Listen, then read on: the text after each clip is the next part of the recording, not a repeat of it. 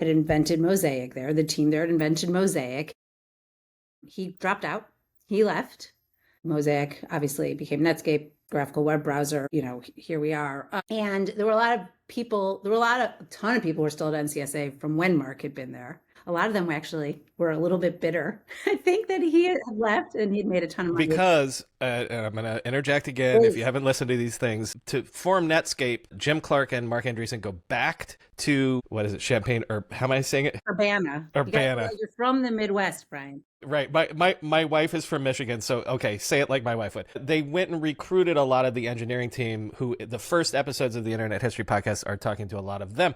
But so your point is that the folks that didn't get recruited are a little but there was Spyglass. Didn't that come out of there too? Yeah, by the way, the people, I'd really quickly to give you just a little bit of color. There were a bunch of people who they all called Netscape Nutscrape.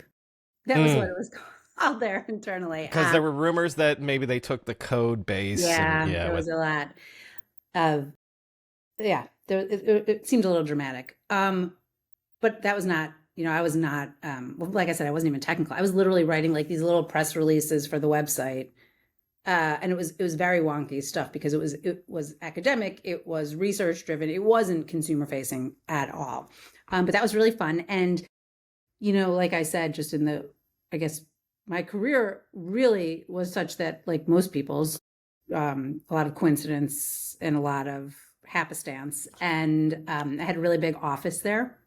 So I spent a lot of time there.